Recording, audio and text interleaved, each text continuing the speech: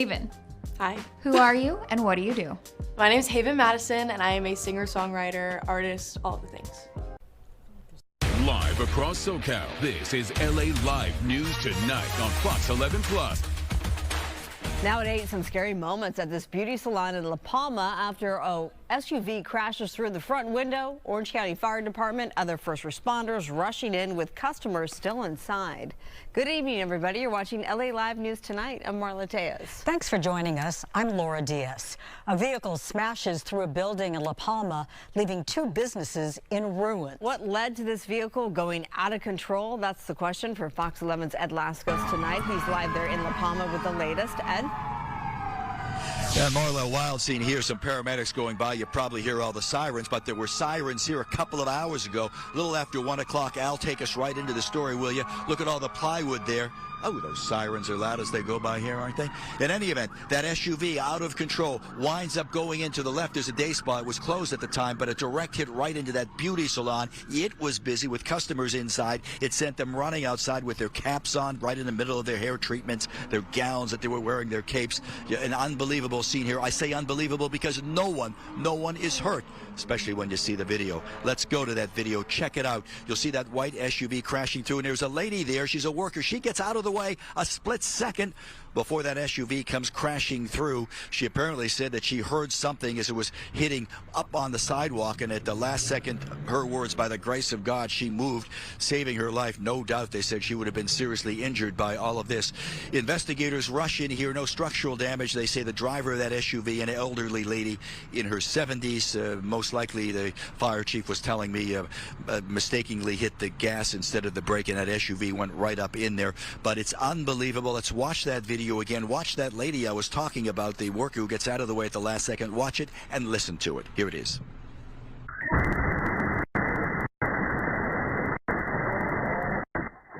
No, I'm just still shocked. I'm just, shaking my, something, but what everything's trying to organize it.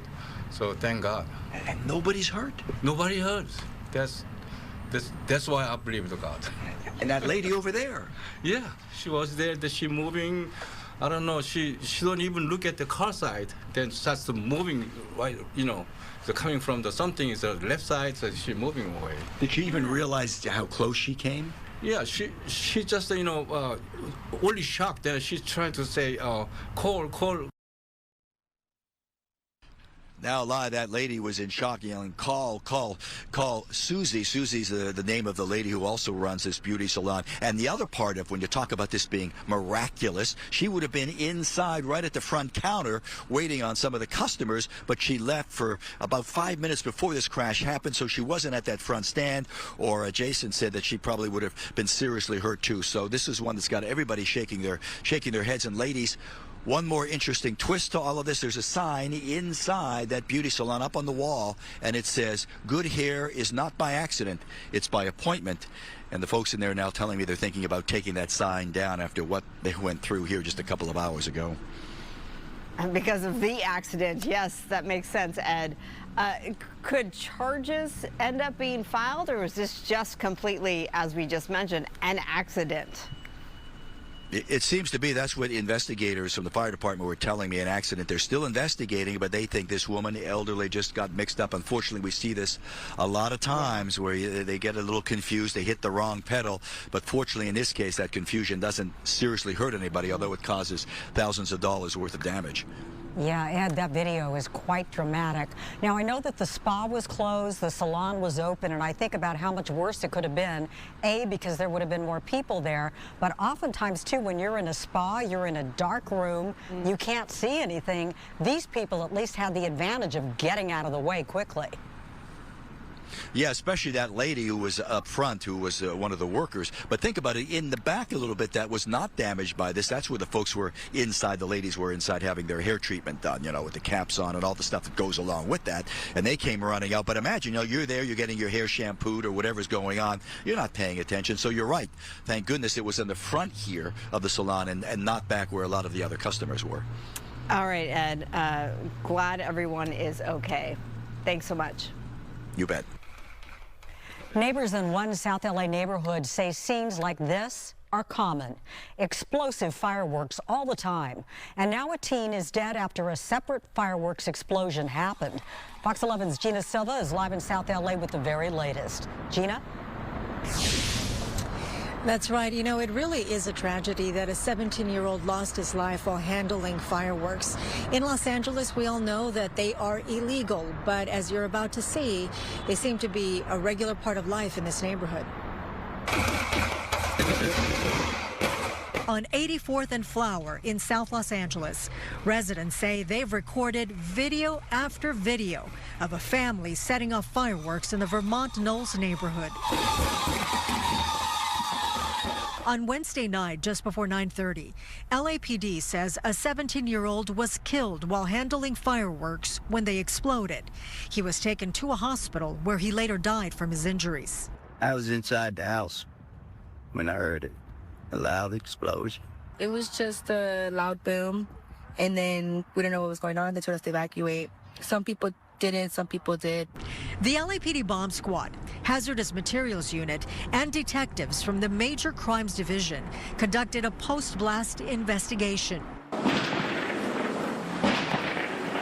Early Thursday morning, the bomb squad detonated the fireworks and declared the scene safe. I thought it probably was a gunshot, and then I thought I heard it to be fireworks.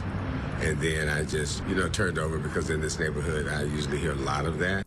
And the evidence is all over the street. A burned out multi-tube fireworks box, charred debris, and scorch marks scattered across the pavement. Neighbors also tell Fox 11 News the teen's family often makes fireworks in their backyard. You know, it is what it is when you live in the hood. Things happen, and, you just got to roll with the punches. The bomb squad seized a large stash of illegal fireworks, and now the Major Crimes Division is investigating this case. We don't know yet if any charges will be filed. I'll send it back to you guys in the studio. It's such a preventable tragedy. That's the sad part about all of this. Of course, Gina,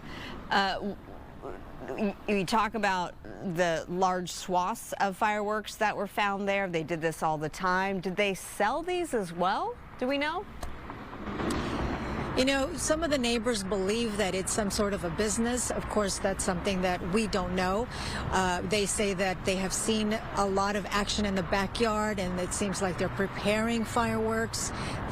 Those are statements from neighbors. And what they provided are video after video of all the different times that the fireworks have been going off in the neighborhood. And as you heard from the one gentleman in the story, he said, at this point, we just hear it at first.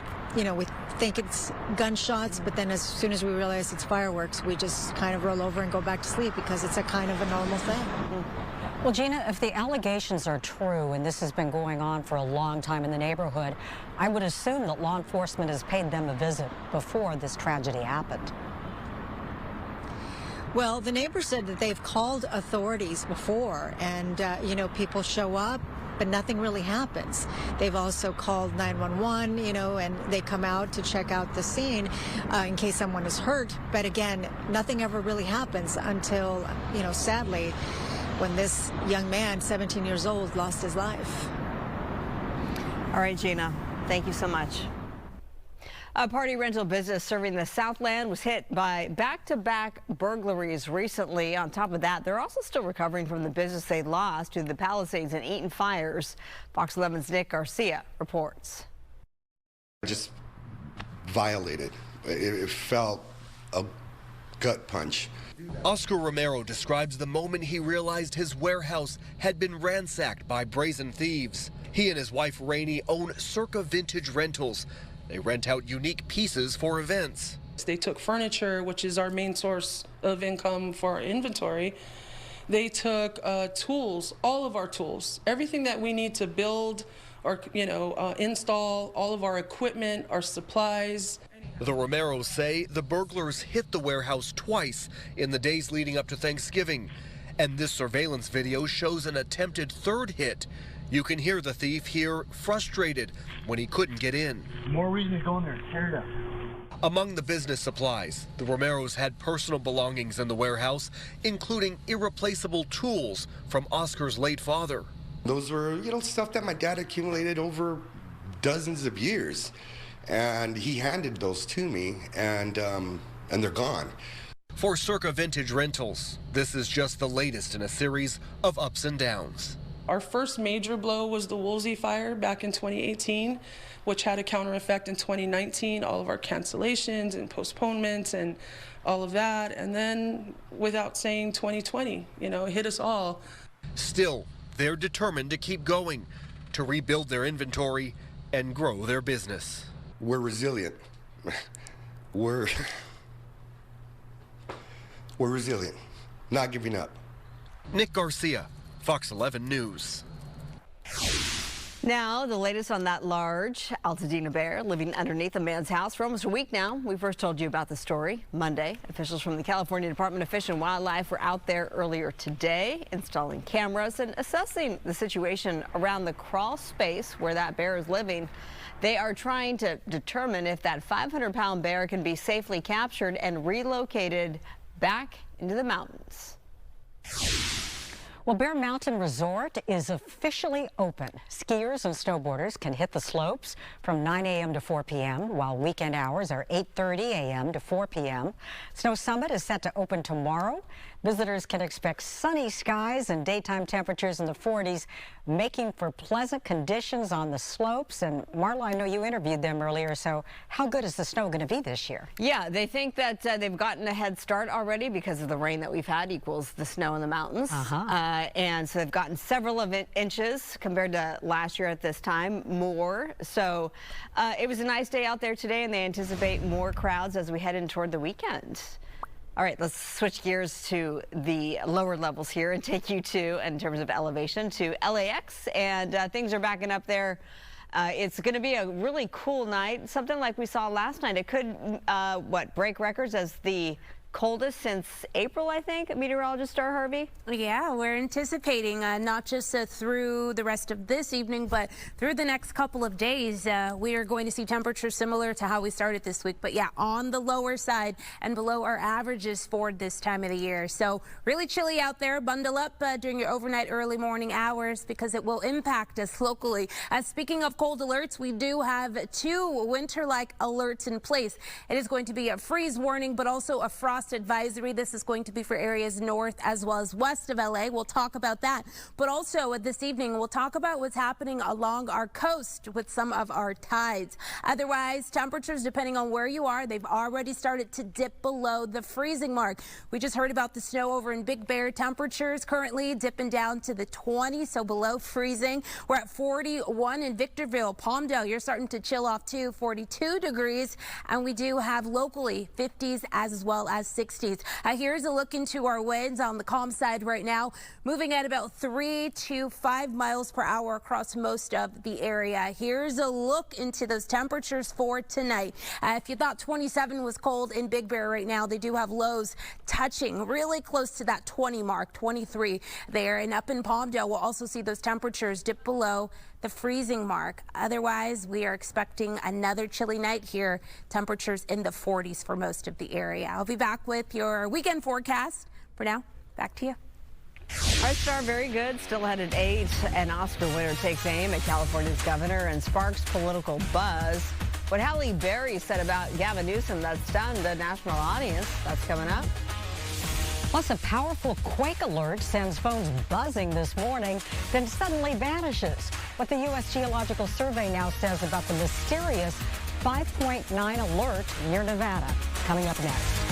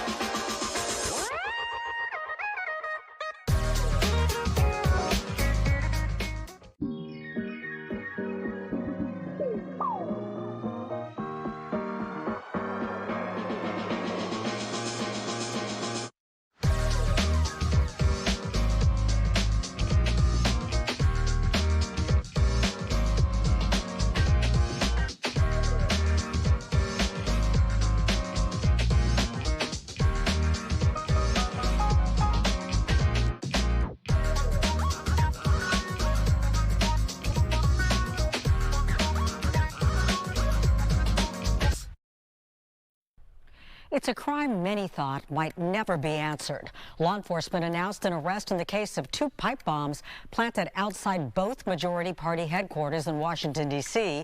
in January of 2021. Fox's Jared Halpern has more. After going unsolved for nearly 5 years, the FBI says they have nabbed the suspect accused of planting pipe bombs outside the RNC and DNC headquarters the night before the January 6th Capitol riot. I know some people had given up on finding the perpetrator, but not the FBI and not our partners. 30-year-old Brian Cole Jr. is now in federal custody. He's charged with transporting an explosive device and attempted destruction by means of explosive materials. Agents could be seen searching through his home in the D.C. suburbs Thursday morning. This investigation is ongoing. As we speak, search warrants are being executed, and there could be more charges to come. Neither bomb detonated, but police say both devices could have been lethal. The case vexed investigators for years as they struggled to pinpoint a suspect. We brought in a team of experts who were the best at what they do in their specific fields to reevaluate that evidence, to dive back in, and to not come back with a no for an answer. A person of interest was spotted on multiple surveillance cameras wearing a gray hoodie and sneakers. Agents conducted more than 1,000 interviews and went through more than 600 tips. The FBI says key information was discovered in the case file earlier this year after officials took a closer look. It is a huge win because it was like finding a needle in a haystack. Brian Cole Jr. will appear in court Friday in Washington, D.C. Jared Halpern, Fox News. Oscar winner Halle Berry stunned an audience during a speech when she criticized Governor Gavin Newsom's leadership of California, saying, quote, "He probably should not be our next president either." Berry was speaking in New York at the Deal Book Summit about how women are devalued, and she criticized Newsom for twice vetoing menopause legislation she has championed. Well, new tonight, Newsom's office says the two sides are, quote, reconciling, and that Berry did not know a new version of the bill was already being added to next year's state budget. Sources tell TMZ Berry's fiery comments pushed Newsom to reveal that update earlier than planned, signaling a win for the actress and advocate.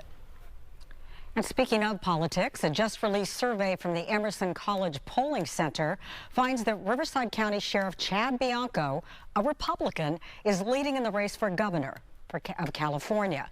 Bianco's lead has increased 2% since the last poll in October. Democrat Eric Swalwell, who recently entered the race, is tied with Republican Steve Hilton in second place at 12%. Democrat Katie Porter followed at 11%, followed by other declared candidates. 31% of all those surveyed remain undecided. All right, coming up, a heated fight over the Dodger Stadium gondola. Supporters cheer, opponents erupt. What happens now?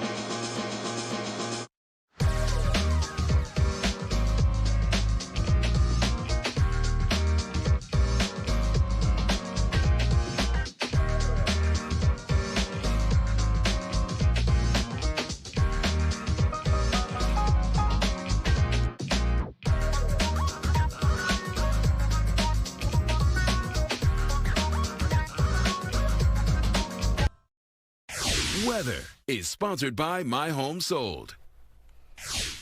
Well, this is a beautiful shot, Marla and Star. This is the last full moon of 2025. It's a supermoon, and it's called a cold supermoon. Such a beautiful sight. I was telling you, Marla, earlier that I was out with my nephew's kids last night. We were doing the ride around Griffith Park. On the train? And you get to see the train. You're on the train. You get to see all the beautiful lights.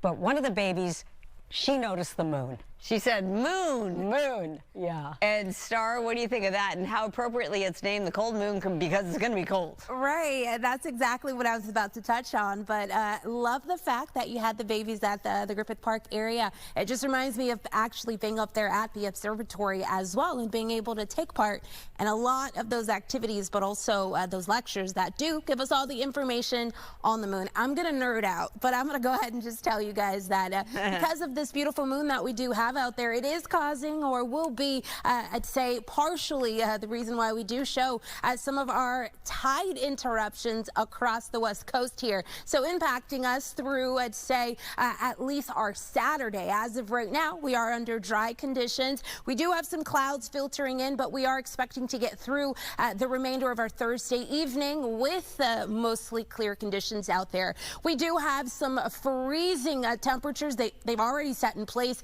Most of us across some of our high deserts and areas to the west of us. So out towards, I'd say, the the Oxnard area, San Bernardino may see some of those temperatures dipping down for you. I'll break it down a little bit later this evening, but also note that we do have some king tides into our weekend. It will impact some of our LA beaches, Santa Monica, Malibu, Venice, if we're going to be out there. And also note that this weekend, moving into next week, we should see those temperatures rising. The peak of that warm temperature is expected to be Tuesday and Wednesday of next week, where we could see some more of those 80s back on the map. Now, yesterday we were at 69 degrees. Today we brought it up to 71, so still fairly close to our normal of 68 degrees. And our low, just I'd say 2 degrees difference there, but it is feeling chilly out there. Here's a look into our king tides. King tides just meeting the highest of how we could actually see our tides out there. We are expecting with this in place, we could see some of that minor tidal flooding during our AM hours. It could be some pretty dangerous rip current issues and an elevated surf for both tomorrow as well as Saturday. We could see some of our waves or our surf get as high as 7 feet for areas like Malibu. In addition to that, we do have some cold warnings in place. This is going to be a freeze warning across the Antelope Valley, Lancaster, Palmdale, Acton, Quartz Hill, Lake LA included in that, but also up towards areas west of us where we are expecting to see those temperatures at or around the 25-degree mark. Could be a little bit higher or lower. I have those numbers for you as well. Currently, our temperatures here in LA at 54 degrees. Our winds pushing out of the north in LA at just about 3 miles per hour. I'll be back with your 7-day for now. Back to you, ladies. Hey, we love it when you nerd out, by the way. Thanks. Still ahead right here, thousands of students evacuated after a fire broke out at a local high school. That story is coming up. Plus, Matthew Seedorf. We're in Seal Beach tonight with those king tides already surging in. High tide here is in about an hour. We'll have a closer look at conditions right after this.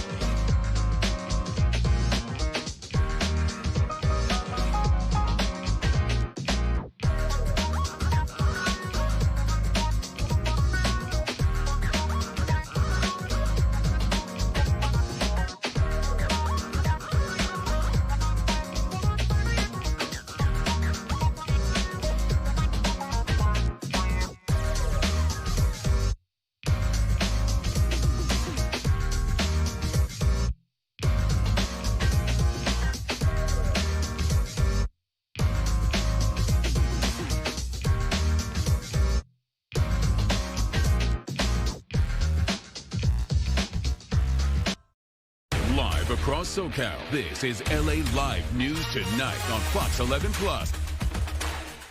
Southern California beaches are bracing for a surge as king tides, the highest of the year, are crashing ashore. They're fueled by a rare astronomical event. Fox 11's Matthew Seedorf is live in Seal Beach tonight with a look at the conditions. And Matthew, it feels a little celestial, if you will. Yeah, definitely. Yeah, here come the waves and that surge of all that water. High tide here is in about an hour, so we should see the conditions really start to pick up. You can feel the waves and hear them coming in, but if you look at the pier, it still has quite a ways to go before it reaches the parking lot. They do have that occasional flooding that happens here during this event, but if you go ahead and take a look at this video, you can see the waves tonight surging in all over the Southern California coast. King tides, the highest of the year, surging in an extra 1 or 2 feet of water. Here at Seal Beach, the berm is built up with lifeguard stands pulled into the parking lot, cleared out to make room for possible flooding. The moon, sun, earth, all in alignment, causing these king tides, and the National Weather Service has issued a beach hazard alert for high tides above 7 feet along some spots of the coast. A lot of people tonight watching all this very closely. Look how close it got. If you were one of these homeowners on the beach, would you be a little worried? I would be, for sure, yeah. I mean, they still have a couple of meters, I guess, but yeah, it's pretty impressive, this water going all the way in. What do you think about the king tides? Oh man, we like coming out here for it. It's pretty cool. Yeah. I'm a little worried about the berm because with enough swell and a king tide, I don't think it's gonna last much longer. So. Yeah. Did you guys come out here to check it out? Or? Oh yeah, we come out here all the time. You guys like seeing the tide? Yeah. Yeah. But one thing I do know, I take my dog down to Huntington Dog Beach, and after these tides, there's trash all up and down the beach. That's one thing about it. So. It's amazing, just the last few hours, we've seen the water already rising, but the high tide tonight is at 9:33, so about an hour from now, almost exactly, we should see the water at its highest point tonight, and then it's supposed to be a little bit higher tomorrow morning. That's around 8:23, so again, a lot of people watching this all very closely, and such a rare event, but it does happen a couple of times every year. I'll go ahead and send it back to you. And Seal Beach, as we've seen in years past when this happens, can often be the victim of, if you will, because it can be calm, as all your interviews and you're showing us right now demonstrate, but how quickly things can turn. Yeah, it's such a low-lying area, and the water is just, it goes right up to the homes. There's really no hills or anything, and not much beach to work with, right? So that's why they have that berm built up just in case. They do have that flooding here, so they're used to it. But yes, it can happen again. They're watching it all very closely tonight, and especially tomorrow morning. And that's what makes it so lovely to live there if you're fortunate enough to live in that area. I'm reading about something called sneaker waves, where they say don't turn your back because at any point you could be surprised by one of these waves. Did anybody talk about that tonight? Well, I've been thinking about it because right now my back is to the waves, but thankfully Mike is behind the camera. He's watching my back. But yeah, I mean, it's definitely a concern. They do say that. So I can hear the waves. They're definitely coming in. And again, we're watching that closely as well. Good thing you're a runner, Matthew. And you can run pretty quickly. So we'll see if you have to put your mileage to the test, your speed to the test. All right, be safe out there. Thank you. Earlier today, Skyfox over Granada Hills, where a fire broke out on the roof of this high school building that was under construction. The fire prompted the evacuation of thousands of students. It happened at John F. Kennedy High School. Fox 11's Haley Winslow has the story.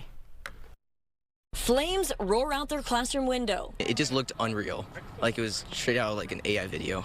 At first, John F. Kennedy High School students in Granada Hills did think it was fake. When it happened, everyone was like, oh, it's a false alarm. Usually the fire alarm is always going off, so I didn't know if it was real or not. And then we just hear all this yelling that it was real. Sheer chaos as kids run out of class, some still in their PE clothes and leaving behind phones and backpacks.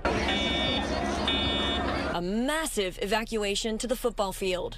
Black fire, black flames, everything, and we just panicked. This is concerning. There's just like a lot of black smoke everywhere, like we started coughing and everything. Bro, crazy. Oh, yeah, they got bigger, I mean, out there. Citizen app videos show the smoke billowing up and seen throughout much of the San Fernando Valley. It forced students to shuffle again, this time to the baseball field, seen from Skyfox. Looks like in an area we're doing construction. Burning the old school library under renovation. Guys that just arrived, be advised, get yourself a blue slip. LAFD says welding on the roof may be to blame. Nearly 3 dozen firefighters knocked down flames in about 25 minutes. They had to throw ladders to get over some of the fences. They had to do some forcible entry with rotary saws to make their way in, but they were able to extinguish the fire before it spread to any nearby buildings. And the best news is that no one was injured. Your parents are trying to get slick, and you guys crowding it and stepping onto the road or too close to the gate is only making it take longer. An early dismissal fuels further commotion as concerned parents fill out release slips and pick up their children. So it was the old library that caught fire, possibly sparked by welding and intensified because of all the insulation on the roof. Thankfully, all 2,200 Golden Cougars that go to school here made it out safely. At JFK High School in Granada Hills, I'm Haley Winslow, Fox 11 News.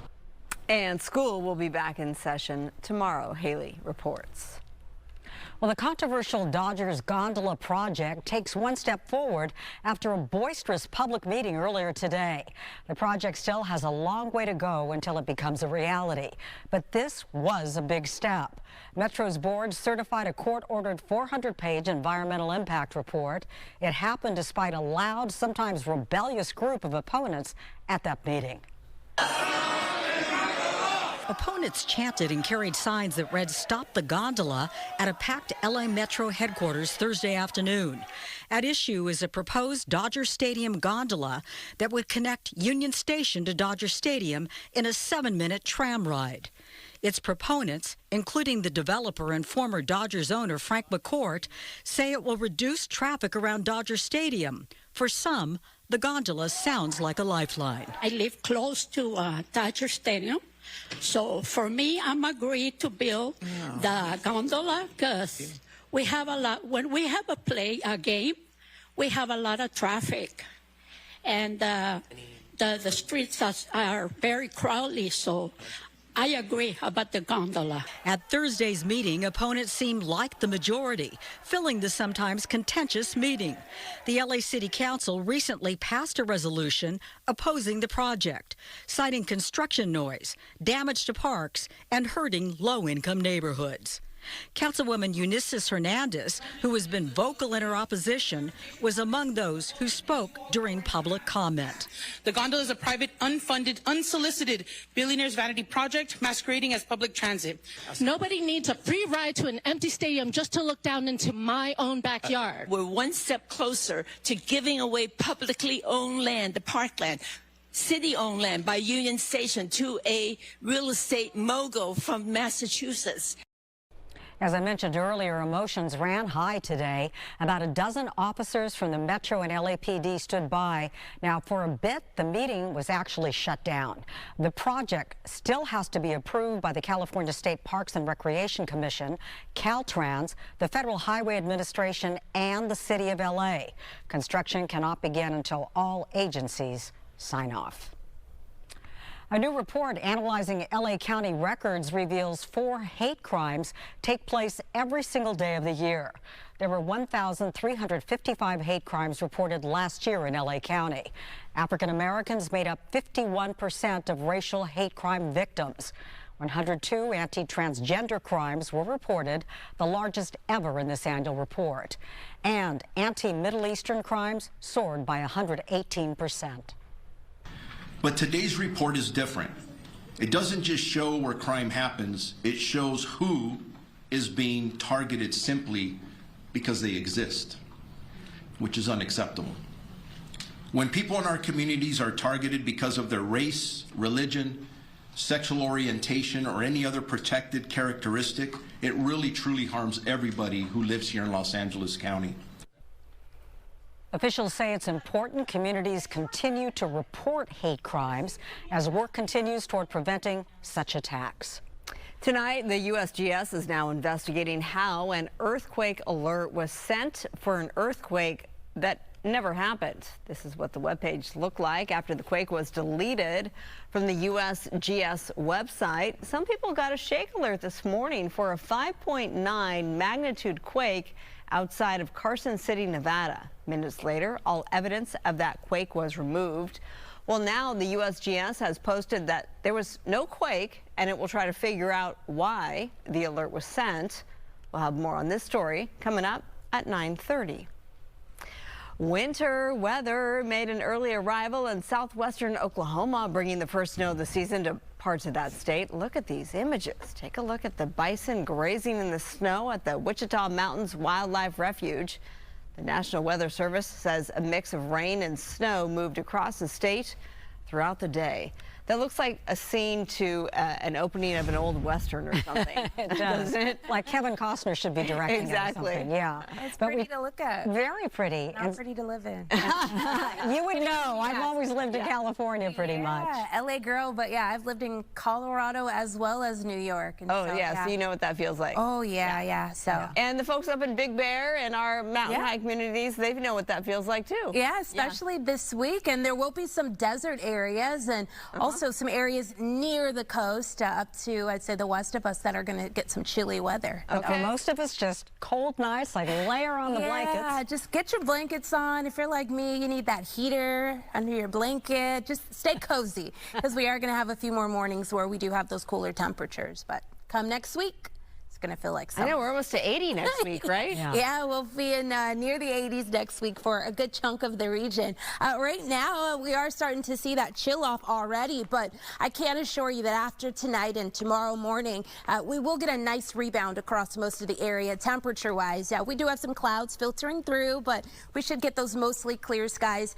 through the rest of our evening. Today, we hit 71 degrees for LA. Our average is 70, so right around where we should be. As we head into tomorrow, we are expecting to have our temperatures similar to today, 71 degrees, and it will be a replay of the cold morning hours. But as we do get into our afternoon and evening hours, things will shape up to be fairly nice out there. Outside of LA, we did have a lot more 60s on the map, depending on where you were, off across portions of Santa Clarita, Valencia, Newhall, over and through the Inland Empire as well. Ontario, Riverside saw temperatures in the 60s.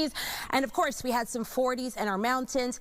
Our low deserts did make a way, like the coastline, with temperatures in the 70s. Here's a look at tonight. So we do have a little bit of a wider view here to show you some of our deserts touching temperatures in the 20s. This is the reason why we do have those cold alerts in place. So Palmdale at 29, Big Bear 23 degrees, up that 5 freeway there in Fraser Park, temperatures at 33 degrees. LA, we're shooting for 46. We did have a record back earlier this year in spring, 45 degrees. So if we make that, we'll have beat out a record. If not, 46 does tie us for a number that we did hit back in November. Outside of LA, we got 46 in El Monte, 43 in Riverside, and 48 down in Long Beach. So as you can see, the reason why we say bundles on top of bundles, we do have high pressure. It will be moving in here and really protecting us from all of the wet weather that will be streaming across the Pacific Northwest for the next several days. This is also the system that will warm us up moving into next week. To finish out this week, we're going strong. Sunshine, 71 degrees for LA. Our weekend does look like we'll have sunshine in place for the LA area with the low 70s in place. As we make our way into next week, we'll gradually have that warm up with the warmest days again peaking into Tuesday as well as Wednesday. So we just got to hold on, bundle up a little bit longer, and the warmth will be here soon. Back to you. Find a bison to hold on to and keep warm, right? All right, Star, thanks. Coming up, soccer for everyone. We're going to tell you about a great local program that helps blind kids play the most popular sport in the entire world and how you can participate.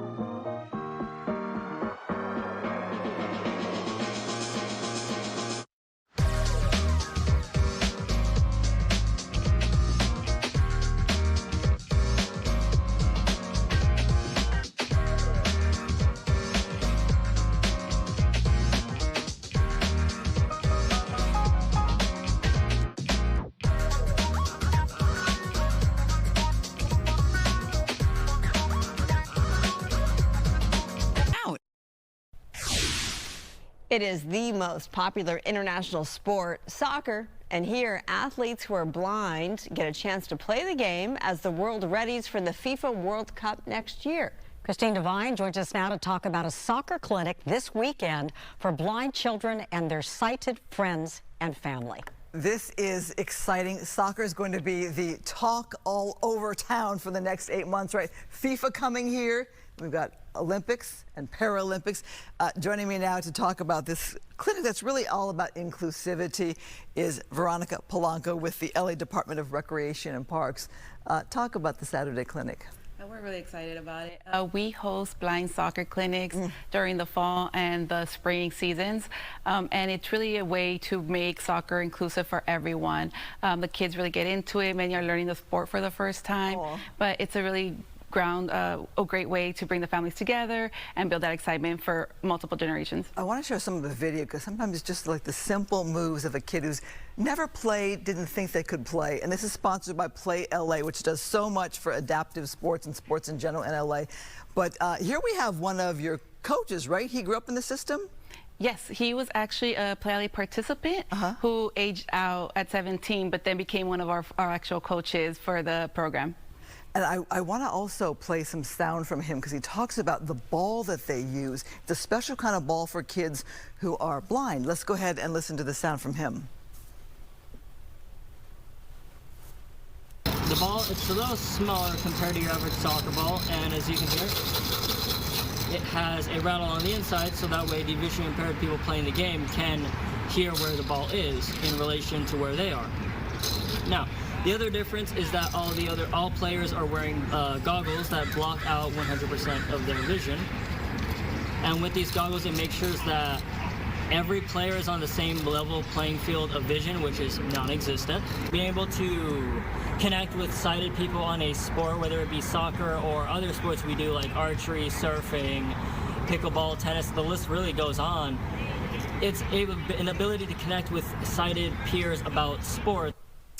All those sports he just named are adaptive sports. Correct. And he's participated in most of them. He's a great parasurfer. He's tried adaptive archery, which we're also having the kickoff December 13th. And so it's really a way of enjoying sport like everyone. And the goggles are great because they allow sighted folks to also participate in the same programming. So we have somebody here demonstrating with the goggles. And what I'm thinking of is, let's say I have a family member who is visually impaired. I am not. I can play with them because the goggles block it at the site, right? Yes. Tell me about the goggles. Yeah, so the goggles, it allows us to be more inclusive within the sport, but it just blocks everyone out so everyone has the same level of visibility. And to play the soccer, there's also certain mechanics that folks have. They say yo, voy, voy, voy, as they're moving along the pitch. That way they can sense where each other are. So in our clinics, we actually walk through those techniques for them to pick up and understand the sport itself. And talk about an exciting thing regarding the Olympics and Paralympics, the men's team. This is the first time the U.S. has an official men's team participating, and some of their members are actually coaches for us. So they see this really community coming together and building on it. So we're really excited. We cheer them on every time, and they're just great inspiration for everyone. Well, let's talk about the event Saturday. Got a big year ahead, obviously. But it's the Play LA Adaptive Blind Soccer Clinic for kids. It's Saturday, December 6th, 9 a.m. to 10:30, Mar Vista Recreation Center. It's free. Ages 5 to 17, you can register on the website Adaptive Sports LA. And also, you've got the girls' clinic also. Yes, we have a big block party highlighting all our girls' soccer programming with one of our other partners, Angel City Football Club. So it's going to be a great event at Persian Square where we'll be highlighting the recreation program, our leadership academies, our LA City United club level. And so everyone should be able to find a place within their soccer world with us. All in partnership with LA 28. I want to do the seniors soccer program. That's going to It's so really cute. Too. Yeah, some of our centers also have walking soccer. So seniors participate with low risk of injury. All right, Marla, Laura, back to you. All right, such a wonderful thing. Thank you so much. Well, the 2026 FIFA World Cup is set to be the biggest yet. A record 64 nations will be in tomorrow's final draw. You can watch the draw live on Fox 11 and the Fox Local app starting at 8:30. That's tomorrow morning. Our Sandra Endo, Miss Soccer herself, she will be live in downtown LA to bring you live reports from a premiere watch party. Again, it all starts tomorrow on Good Day LA, foxla.com/live. We'll be right back.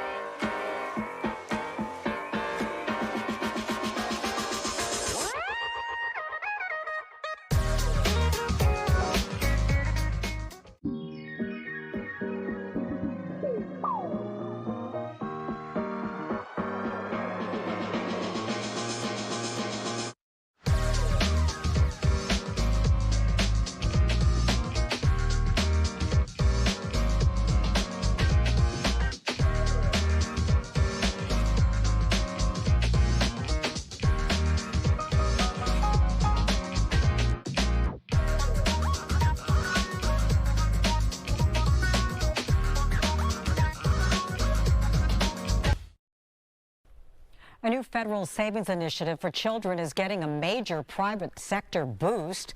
Michael Dell and his wife Susan Dell are pledging more than $6 billion to support so-called Trump accounts. Starter savings accounts for millions of young Americans. Dell Technologies hopes the move will spark other companies to invest in their employees' families as well. Fox's Jerry Willis has the story. Trump accounts, savings accounts that the government will line with $1,000 in starter money, are getting a boost from Dell Technologies founder Michael Dell and his wife Susan. The Dells say the contribution at $6.25 billion will top up the Trump accounts with $250 for 25 million children aged 10 and under starting in mid-2026. A lot of companies like ours and others will match the government's contribution. I hope all the companies out there will provide that as a benefit to their employees. We hit the streets to see how much American families are saving for their children and what they make of the program. I think it's a great idea. I think the earlier you can invest for your kids, the better off they are in the future. Instead of giving our kids Christmas presents, our grandkids, we're going to start putting money in their college fund because we know how important savings are. They have a savings, so they give, save, and live on the rest. So they're supposed to save 10%. They start lemonade stands, and they all do their own business. So little entrepreneurs. The money will be invested in an index fund with the proceeds generally unavailable to beneficiaries until they turn 18. Trump has said the accounts could grow over 18 years to a six-figure balance, which can be used for tuition, to start a business, or even as a down payment on a home. The initiatives come at a time that American household indebtedness is at a record high. According to the New York Federal Reserve, college indebtedness has hit a new high of $1.65 billion. Parents we spoke to yesterday embraced the idea of the accounts, and most said they are already saving for their kids' futures. In New York, Jerry Willis, Fox Business.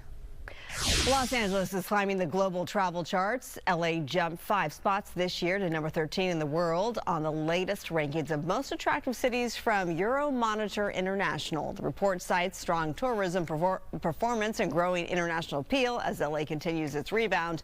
New York remains the top-ranked U.S. city at number 6, while Paris holds the global top spots. People catching on to what we already know. That's right. Although I do like a good croissant in Paris. Don't go anywhere. We're not done just yet. LA Live News Tonight continues at 9.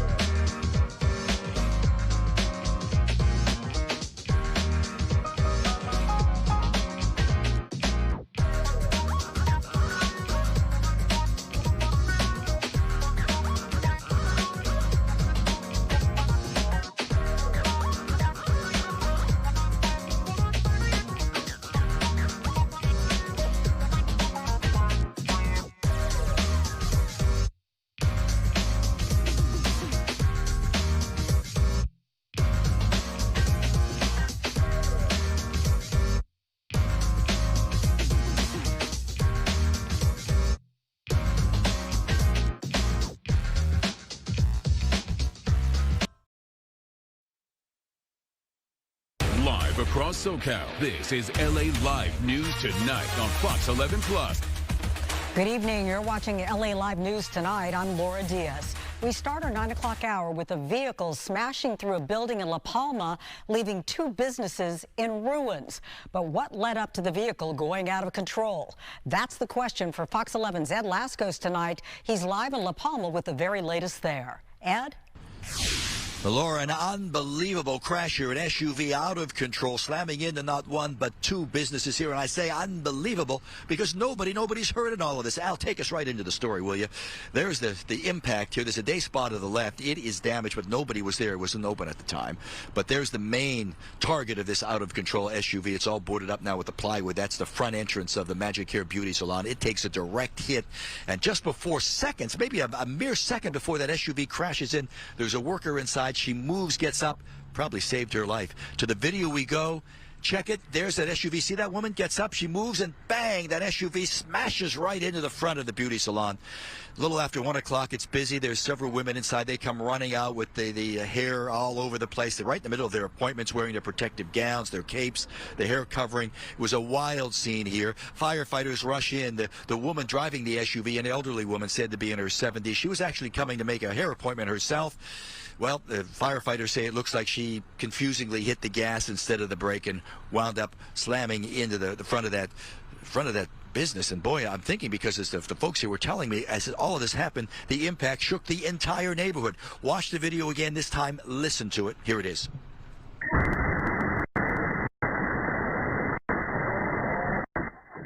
No, I'm just still shocked. I'm just, shaking my, something, but what everything's trying to organize it, so thank God. And nobody's hurt. Nobody hurt. That's why I believe in God. And that lady over there. Yeah, she was there. That she moving. I don't know. She don't even look at the car side. Then starts moving. Right, so coming from something is the left side, so she moving away. Did she even realize how close she came? Yeah, she just only shocked that she's trying to say call. Now live, call. She was saying call for help. And when you talk about Jason, they're saying he's thanking God. His wife usually is at the front counter, but she left about 5 minutes before the crash, and the crash with that SUV actually slammed right into that front counter. So again, Laura, when you look at all of it here, it's miraculous that no one is hurt. Just incredible timing, split-second timing, just before that SUV came crashing in. Absolutely dramatic to look at that video and to think that nobody was injured or even killed. Do you have the sense that maybe it was the noise that alerted people that they had to move quickly?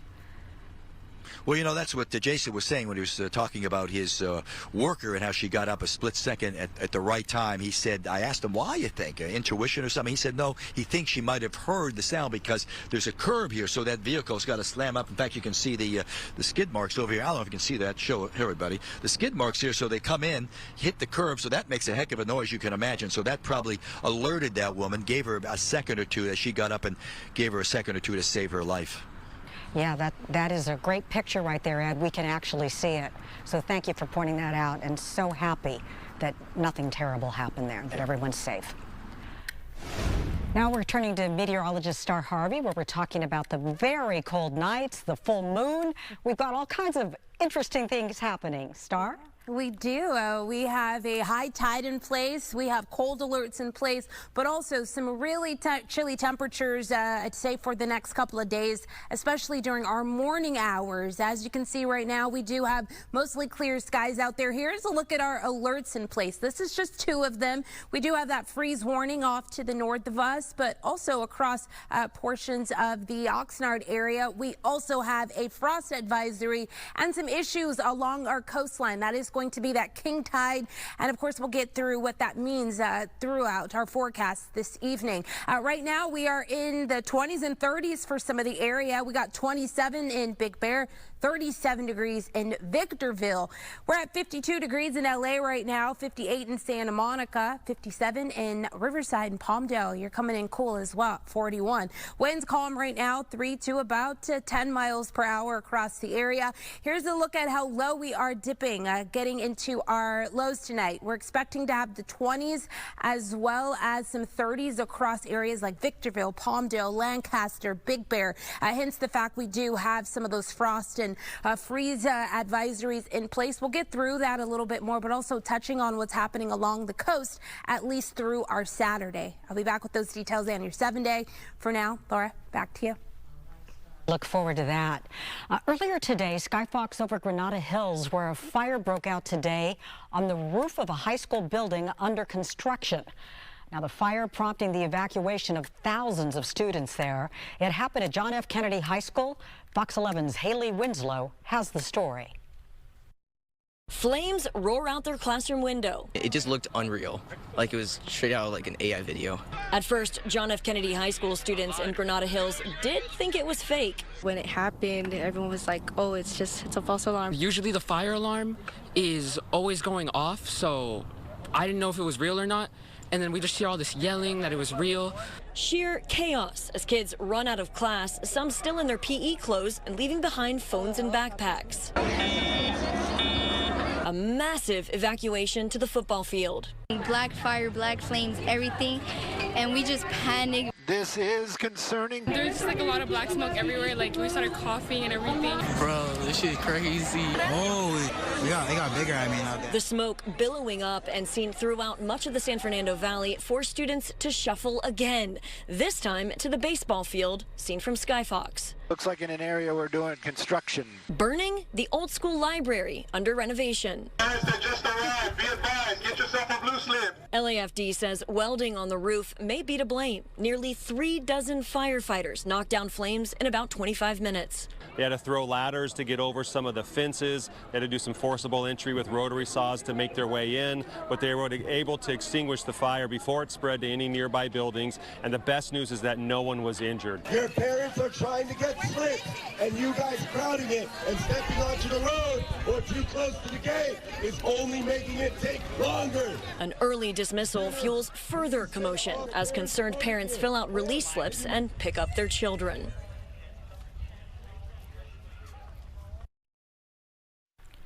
School will be back in session tomorrow. A party rental business serving the Southland was hit by back-to-back burglaries recently. On top of that, they're also still recovering from the business they lost due to the Palisades and Eaton fires earlier this year. Fox 11's Nick Garcia reports. Just violated. It felt a gut punch. Oscar Romero describes the moment he realized his warehouse had been ransacked by brazen thieves. He and his wife Rainey own Circa Vintage Rentals. They rent out unique pieces for events. They took furniture, which is our main source of income for our inventory. They took tools, all of our tools, everything that we need to build or install, all of our equipment, our supplies. The Romeros say the burglars hit the warehouse twice in the days leading up to Thanksgiving. And this surveillance video shows an attempted third hit. You can hear the thief here frustrated when he couldn't get in. More reason to go in there, tear it up. Among the business supplies, the Romeros had personal belongings in the warehouse, including irreplaceable tools from Oscar's late father. Those were, stuff that my dad accumulated over dozens of years. And he handed those to me, and they're gone. For Circa Vintage Rentals, this is just the latest in a series of ups and downs. Our first major blow was the Woolsey fire back in 2018, which had a counter effect in 2019, all of our cancellations and postponements and all of that. And then, without saying 2020, it hit us all. Still, they're determined to keep going, to rebuild their inventory and grow their business. We're resilient. We're resilient, not giving up. Nick Garcia, Fox 11 News. Wish that family the very best. Well, tonight the search is on in Castaic for a group of 10 robbery suspects who followed a man home from Christmas shopping and then robbed him in his own driveway. Ring video shows at least 5 cars pulling up to the man's home on Cloverleaf Place last Sunday night. They swarmed the victim and pistol whip him, according to the Santa Clarita Valley Sheriff's Station. Now, the suspect stole several $1,000s in cash and a bunch of Christmas gifts from the victim's car before taking off en masse. All suspects remain at large. Anyone with information is asked to call the Santa Clarita Valley Sheriff's Station. New visitors today for the Altadena bear living underneath a man's house for almost a week now. Officials from the California Department of Fish and Wildlife were out there. Right there you see them installing cameras and assessing the situation around the crawl space. They're trying to determine if the 500-pound bear can be safely captured and relocated back up into the mountains. We spoke to the homeowner. He just wants to live here, and I think he's going to stay for a while. And they really can't do anything to get him out until it's just quiet and peaceful. And who knows, it might take a week. He said there was under one house for 18 days. So I think we just have to leave him alone and wish for the best. That homeowner calm under pressure. Fish and wildlife officials know this bear and his behavior and say that he's done this before. And what's worked in the past, they say, is letting him come out on his own. Still ahead right here at 9 o'clock, homeowners armed and ready after someone tried to break in, but it turns out it was just a prank by teenagers. Police say this is no laughing matter. Details straight ahead. Plus, lawmakers demand answers tonight after a U.S. strike near Venezuela killed 2 survivors of a suspected drug boat attack. Military leaders brief Congress, but questions remain about the operation and Secretary of War Pete Hegseth's role.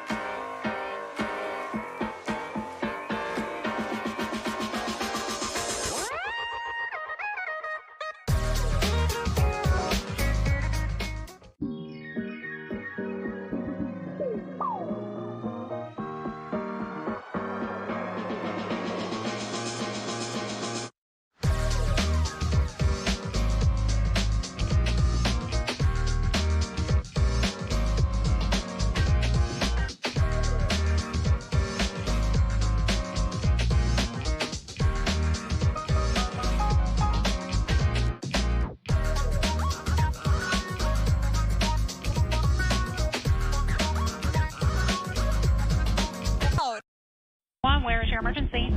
Sweet Briar Branch Lane. Someone just tried to kick in our front door. And did you see any weapons? No, but my husband was going to open the door with our gun, but he did not. Homeowners called 911 saying they were armed and ready to defend themselves after someone tried kicking in their door. Well, it turns out it was teenagers doing a prank, but police weren't laughing and had a stark message for those teens. How old are you? How old are you? How old are you? What the hell are you guys doing out here acting like this? Just being stupid. You guys want to get shot by a homeowner when you kick in their front door and they think you're breaking in to kill them? No, sir. Because it'll be justified. They don't even go to prison and you're 6 feet under. Deputies say they found the teens dressed in dark clothing and gloves, hiding near the victim's home. They went to multiple homes as part of this viral trend. They were arrested for loitering and prowling. One was also charged with criminal mischief due to damage caused to a door. Lawmakers are for the first time viewing video of strikes on an alleged drug boat at the center of a new controversy. The footage shows Navy leadership double tapping the boat, which resulted in the deaths of survivors in the water.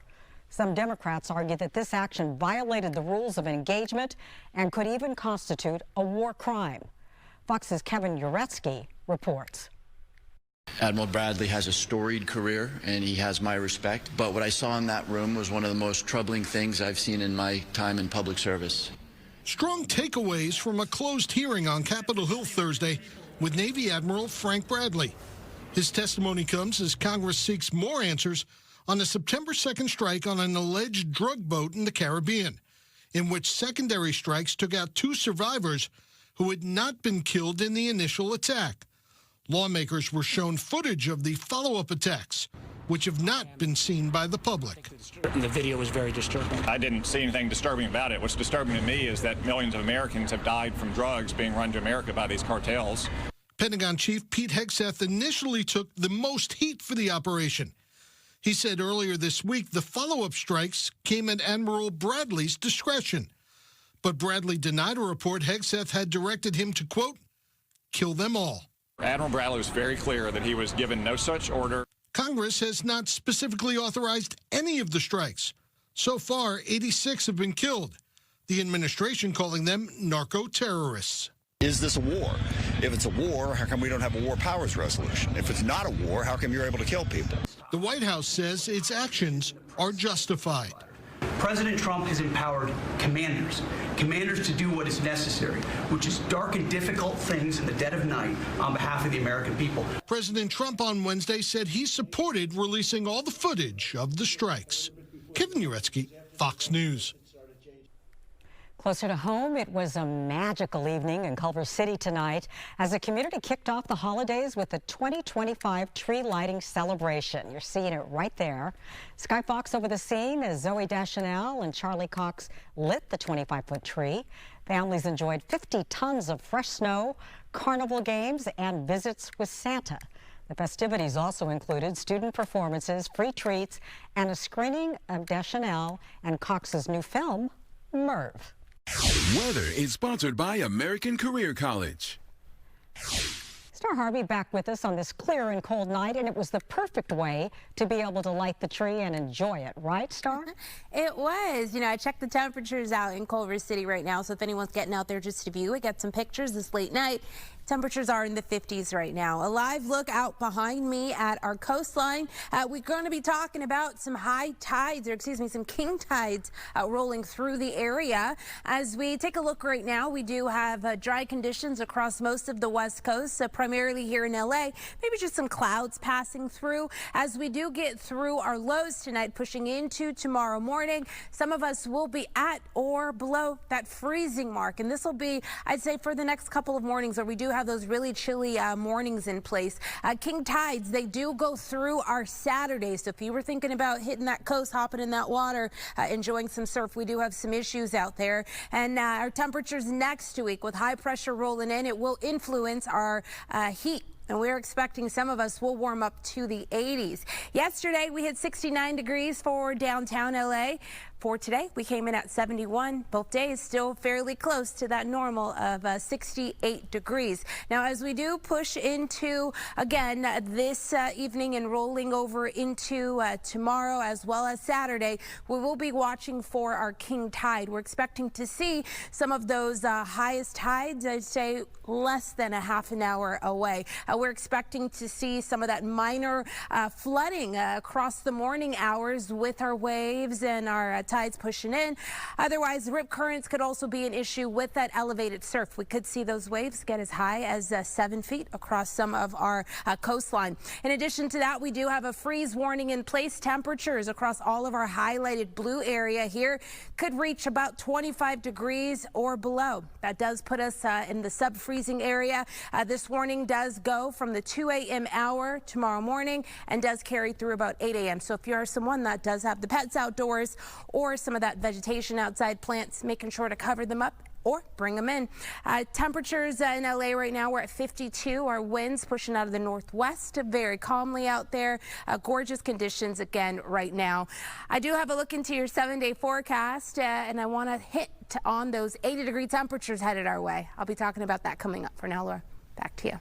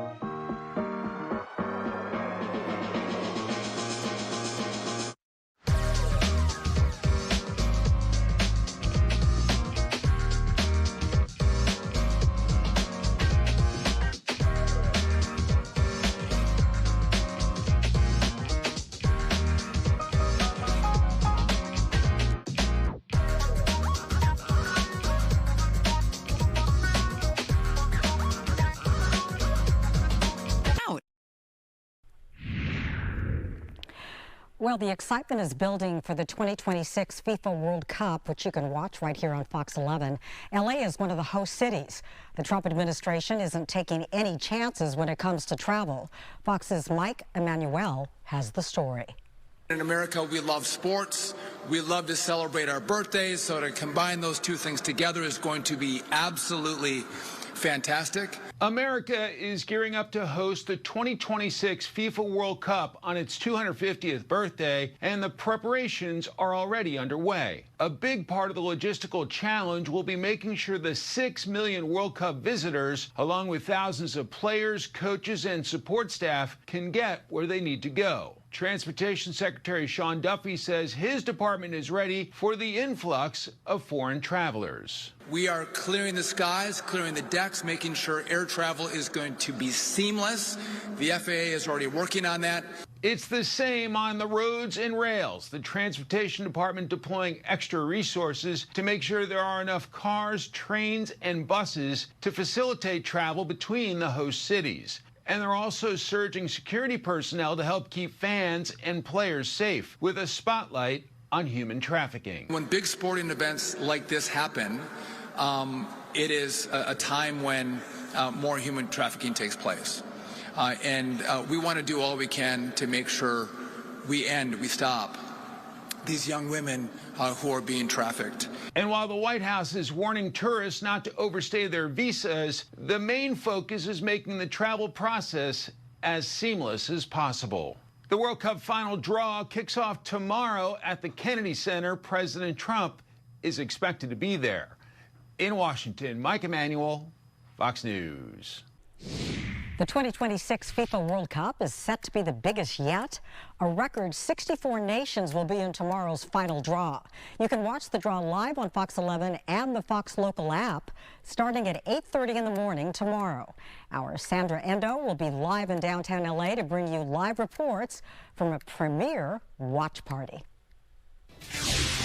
Coming up, we're at Seal Beach tonight with the king tides rolling in. A live look at conditions right after this. Plus, a heated battle over the Dodger Stadium gondola. Supporters cheer, opponents erupt. What happens now?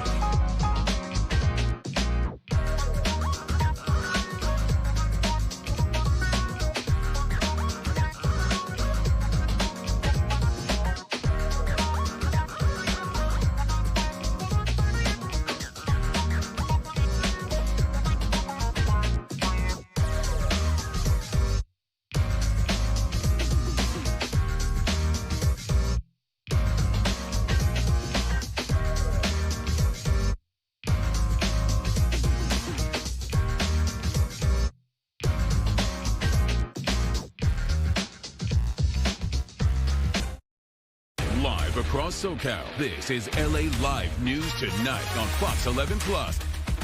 Happening right now, king tides making a dramatic return to Southern California beaches tonight and tomorrow, with waves reaching up to nearly 8 feet in some areas. The National Weather Service warns of dangerous rip currents and urges beachgoers to stay off rocks and out of the water. We've got team coverage to keep you safe. We've got meteorologist Star Harvey standing by, but first let's head to Matthew Seedorf live in Seal Beach with a look at those conditions. Matthew. Well, high tide here is in about 4 minutes, so we're expecting the waves to get a little higher, as well as that the tide surge as it comes in. But you can see the waves kind of rolling in the sets this evening. But if you go ahead and take a look at this video, look at the waves surging in earlier tonight all over the Southern California coastline. King tides, the highest of the year, surging in an extra 1 to 2 feet of water. At Seal Beach, the berm is built up with lifeguard stands pulled into the parking lot, cleared out of the way to make room for possible flooding. The moon, sun, earth, all in alignment, causing these king tides a few times every year. Now, the National Weather Service issuing beach hazard statements for high tides above 7 feet along the coast. A lot of people watching this very closely. If you were one of these homeowners on the beach, would you be a little worried? I would be, for sure, yeah. I mean, they still have a couple of meters, I guess, but yeah, it's pretty impressive, this water going all the way in. What do you think about the king tides? Oh man, we like coming out here for it. It's pretty cool. Yeah. I'm a little worried about the berm because with enough swell and a king tide, I don't think it's gonna last much longer. So. Yeah. Did you guys come out here to check it out? Or? Oh yeah, we come out here all the time. You guys like seeing the tide? Yeah. Yeah. But one thing I do know, I take my dog down to Huntington Dog Beach, and after these tides, there's trash all up and down the beach. That's one thing about it. So these king tides can cause problems, but nothing to speak of so far here at Seal Beach. We are expecting a little bit higher of a tide in the morning. That high tide's at 8:23, but you can see looking towards the berm again. Still some distance between the water and the berm tonight, as we're all watching this closely, especially tomorrow. Reporting live tonight, Matthew Seedorf, Fox 11 News. Well, Matthew, of course, it is a great spectator sport, but what you want to avoid is for people getting into the water. Are you hearing anybody talking about possibly going into those waters? Yeah, we were actually speaking with a surfer earlier who was talking about the possibility of trying to venture out there tomorrow because of the likelihood of also some higher waves. But again, as you said, it can be dangerous, so definitely if you do go out there, hopefully you know what you're doing. Yeah, you know, surfers, they love to go out there when it's that dramatic and that challenging. And what about the berm? What are you hearing from locals there? I know the one gentleman said he had a few concerns about its ability to withstand this. Yeah, there are some concerns from locals here about the berm and that it, you know, might be not big enough or long enough or in the right spot is kind of what they're saying. But for now, it looks like, again, the water still quite a ways from that berm. But again, a lot of people watching it closely, especially tomorrow morning. All right, Matthew Seedorf, you got to be in a beautiful place this evening. I'm sure we'll be back out there tomorrow morning. Thank you for that report. And we turn to Star Harvey as we've been talking about a lot of these conditions throughout the evening. And Star Harvey, how dangerous would you consider it to be out there? I'd say pretty dangerous. Yeah, whenever we give those issues or those statements along the coast, it is always best to avoid that water if possible, especially for those of us that get out and do enjoy the sport of all of this. So let's talk about these king tides and some of those times. Again, we do have this statement in place through our morning, Saturday morning this weekend. So as we do roll into tomorrow morning, we did hear Matthew talking about that high tide. We do have it happening as early as the 8:26 a.m. hour tomorrow, where we could see that high tide close to about 7.5 feet. And then the second one we'll see will be moving into our Saturday morning at 9:13, where again we could see that high tide over 7 feet. So a big issue out there. I myself wouldn't take the chances or be out there even near or in the water. So outside of that, we do have cold conditions in place, but also beautiful afternoons in store for us. As we take a look at our temperatures today, we did at 71 degrees for the LA area, and that is where we're expecting to be as we roll into our Friday as well. Outside of the LA area, we had a lot more 60s on the map. Santa Clarita, moving through Santa Barbara into our Antelope Valley area, but also some 60s into the the Inland Empire. 40s touched our mountains today, and 70s not just along our coast, but also into our lower deserts. Here's a look into our temperatures tonight. We don't just have those issues along the coast. We are also anticipating some cold alerts. We have some 20s stretching across the Palmdale area, 29 degrees there. We have 23 in Big Bear. LA, we're expecting to be at 46 degrees. The last time we hit 46 and set a record was back in November.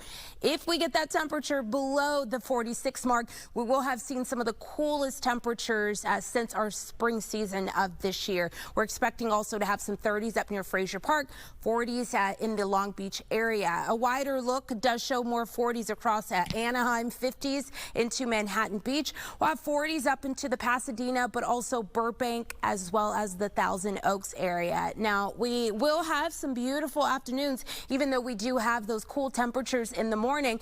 We do have high pressure to thank for that, making its way into our region and really protecting us from all of this wet weather off to the Pacific Northwest. This system will also be responsible for seeing us into next week with some 80-degree temperatures, so a lot of heat. But before we get to that, again, cold tomorrow morning. LA, we are expecting to top off in the lower 70s for our afternoon. Outside of LA, a lot more 70s, stretching all the way to the east of us, so across the Inland Empire, up towards the Burbank, the San Fernando Valley area, and over and through Malibu, down in Manhattan Beach. We're expecting to see some upper 60s. We may be also looking at some gusty conditions. I'd say still below that advisory level, getting through the rest of tonight and then rolling into the early hours of tomorrow. But come, I'd say tomorrow, late morning, early afternoon, wind should have calmed down across a lot of our mountains. And of course, got to check in on our air quality for tomorrow. LA, we're expecting to have our air quality index in the 60s.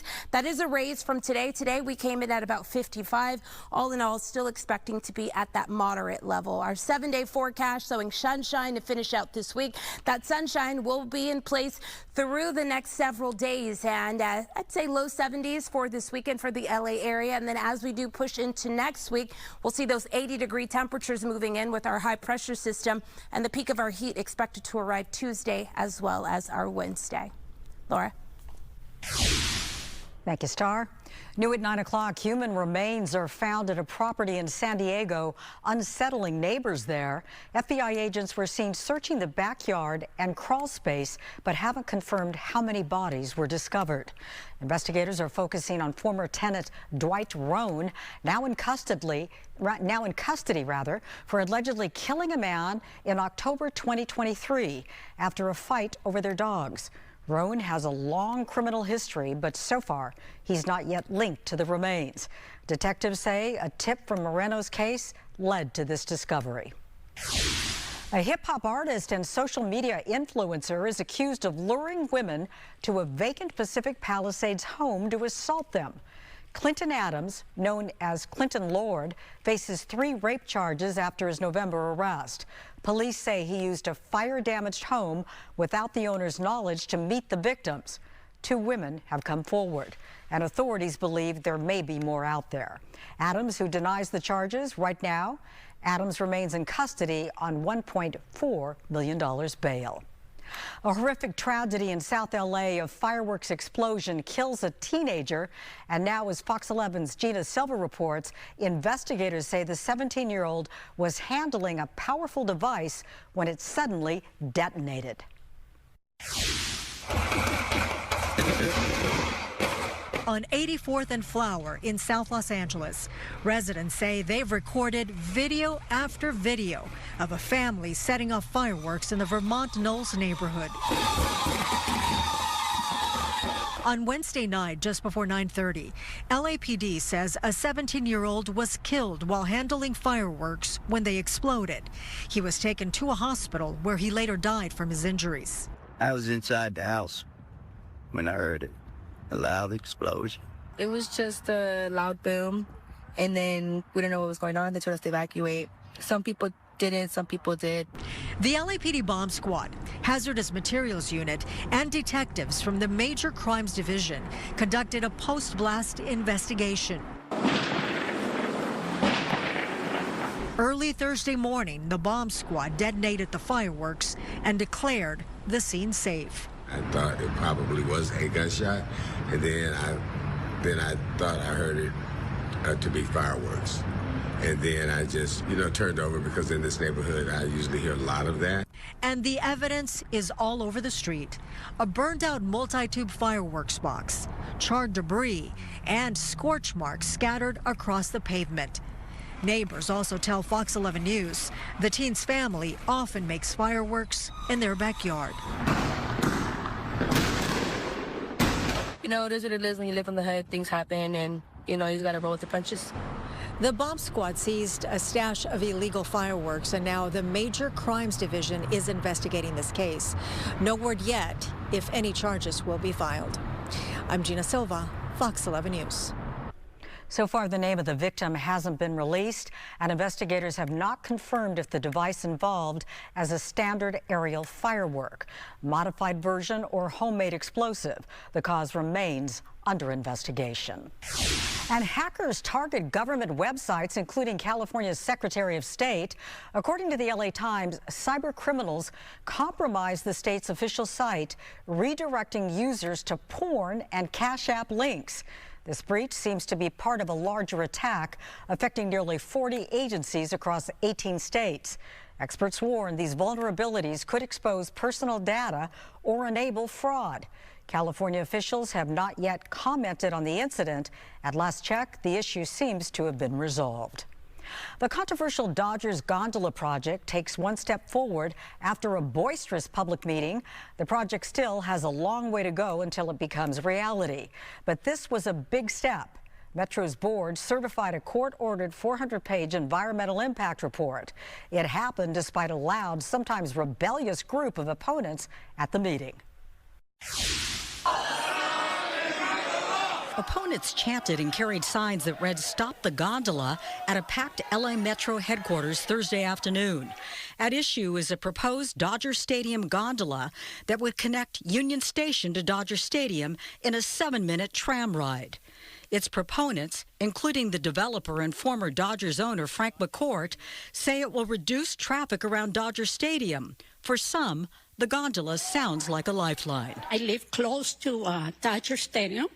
So for me, I'm agreed to build the gondola because we have a lot. When we have a game, we have a lot of traffic, and the streets are very crowded. So I agree about the gondola. At Thursday's meeting, opponents seemed like the majority, filling the sometimes contentious meeting. The LA City Council recently passed a resolution opposing the project, citing construction noise, damage to parks, and hurting low-income neighborhoods. Councilwoman Eunices Hernandez, who has been vocal in her opposition, was among those who spoke during public comment. The gondola is a private, unfunded, unsolicited billionaire's vanity project masquerading as public transit. Nobody needs a free ride to an empty stadium just to look down into my own backyard. We're one step closer to giving away publicly owned land, the parkland, city-owned land by Union Station to a real estate mogul from Massachusetts. Tensions led to a temporary shutdown of the meeting. About a dozen officers from Metro and LAPD were on hand.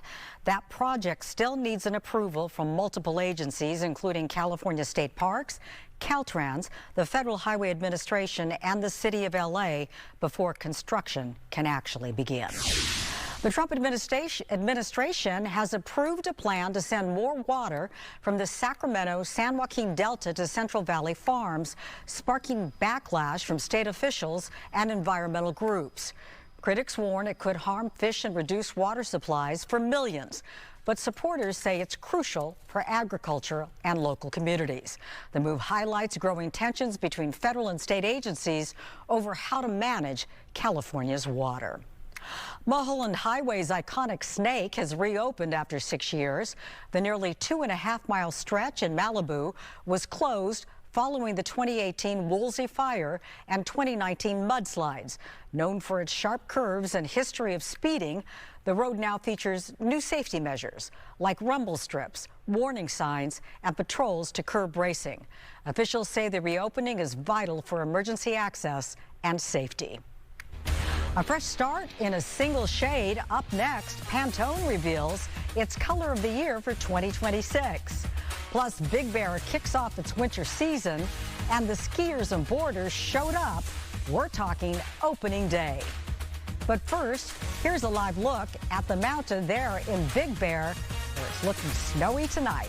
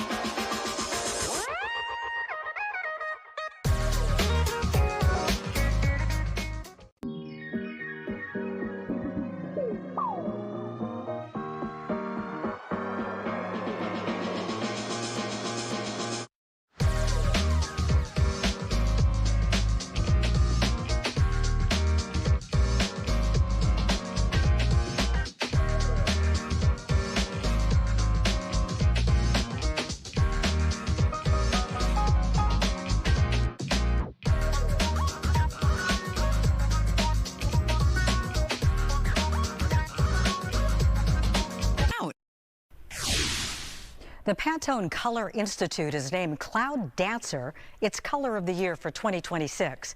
Described as a soft, balanced white, it's meant to evoke serenity and a fresh start. The world at the moment feels so precarious and divided. I think the world really needs softness and calm. Led by people's emotion, very kind and optimistic. It's a lovely thought. Pantone, a global authority on color trends, selects its annual winner by analyzing cultural influences. Last year's pick was Mocha Mousse, and in 2024 it was Peach Fuzz. The tradition began in 1999, shaping design and fashion worldwide. Happening tomorrow, free admission at the Museum of Contemporary Art. You can check out the exhibit, Monuments, as part of its First Friday series. It explores the removal of historic monuments, including Confederate statues, and their ongoing impact. Admission is free from 11 a.m. to 8 p.m. with guided tours and DJs in the evening. RSVPs are recommended. Opening day of Big Bear is officially in the books. Bear Mountain opened earlier today, but more slopes are opening tomorrow. Justin Canton from the Big Bear Mountain Resort joined Marla Tejas in our 6 o'clock news to tell us all about it. Thank you for being outside. It looks cold. Better you than me. You're a pro. You've been there for 11 seasons, Justin. How did today go? Yeah, it's a little chilly. It's about 32 degrees. Oh, right there in the freezing mark. Right there. That's where we need it, because you got to have cold to make snow, which we're actually doing right behind me. I don't know if you can see that or not, but yes, no false alarms here. Yeah, no false alarms here. We did get open for the winter season today at Bear Mountain, and then tomorrow at Snow Summit, where I'm at tonight, we'll get things going as well. First chairs at 9 a.m. so people can come get their first laps of the season and enjoy the winter. Okay, so Snow Summit opens tomorrow. That's where you join us from, 9 a.m. What was the scene like today? It's amazing. This is something that people look forward to all year round. It's been 7 months since we've been open for winter operations. So definitely people have been get out there on the snow today. I'm sure you got some great imagery. We have over at Bear Mountain today. We are operating with limited lifts and trails to start the season, which is fairly common, but thanks to the guys behind me making all the snow tonight, we'll hopefully get more lifts and trails open as soon as possible. Okay, very good. And you mentioned tomorrow's another big day there. Anything in particular that you want people to know if they have plans to visit, whether it's tomorrow or just in the coming days? Yeah, a couple things just to put on your calendars if people are planning to come up this weekend. Number one, Snow Valley will not be open for skiing and riding, but it will be open for tubing and snow play if people want to check that out down in Running Spring. Also, they should be aware that Highway 38 to and from Redlands is still currently closed. So if that's the route that people normally take to get up here, they're going to need to adjust those travel plans, maybe pad their travel time a little bit. And then just remember, we're all here to have some fun. So have some patience, get up here safely, go enjoy the slopes, and then get home as well. Okay, I was literally taking notes just to make sure if there's anything I should be reiterating. I think that the Highway 38 is still closed, so people can plan for that. Patience always, yes, let's play nice as we make our way to have a good time on the slopes there. How are we feeling about this particular winter season and compared to years past? So far, so good. We did get about 9 inches of snow in November, and the temps have been low enough overnight over the last week or so since Thanksgiving that our teams have been out there cranking the snow guns every chance they get. Thankfully, we've got some of, if not the best snowmakers in the world out here making these slopes possible for people to come ski and ride. So we're looking forward to a great season, and hopefully we'll be skiing all the way into March or April like we typically do most seasons. What's the overnight lows there? We'll be down into the 20s, so 32 is relatively warm right now. It's going to get a lot colder. All right, well, I'm going to let you go on that note so you can get inside and get warm. Justin Canton there, thank you so much. You can check out the website for more information. There it is, BigBearMountainResort.com. And from the mountains to the city, the holiday spirit hits Culver City tonight. They lighted the tree a couple of hours ago. Movie and TV star Zooey Deschanel was on hand to help them out. And an even bigger celebrity is in Santa Monica tonight. That's according to the kids, of course. Santa Claus is at the 3rd Street Promenade for the tree lighting. Well, Malibu is rolling out the red carpet for longtime resident Dick Van Dyke on his 100th birthday with a 2-week celebration. Coming up, we'll tell you what's planned for fans of Chitty Chitty Bang Bang. And before we head to a break, let's take a live look at the Empire State Building in New York City from our Earth Cam, where they're expecting some very cold weather coming in.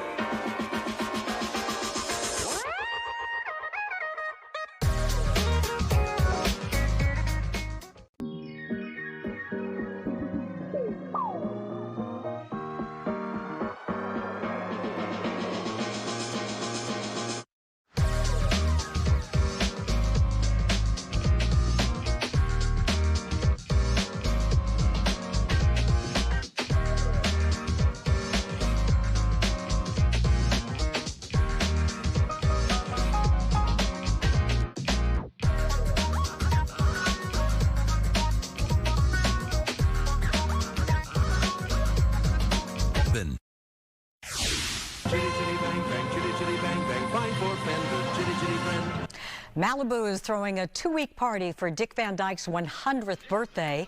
Highlights include a world premiere documentary, costume contests, and a special screening of Chitty Chitty Bang Bang. Celebration for the longtime resident called Vandy Days runs through December 14th. Organized by the Van Dyke Endowment for the Arts and Malibu Film Society, the festivities also support local businesses recovering from wildfires. Disneyland is continuing to celebrate its 70th anniversary with exciting updates. Starting January 2026, guests can enjoy the return of fan-favorite entertainment like the Paint the Night Parade and new merchandise collections, including Tinkerbell and Sleeping Beauty castle-inspired items. Special dining packages for the parade go on sale today. Plus, California residents can snag discounted 3-day park hopper tickets for visits through May of next year. The celebration wraps up on August 9th. Who is it? It's Little Nero, sir. I have your pizza. How much do I owe you? That'll be $11.80, sir.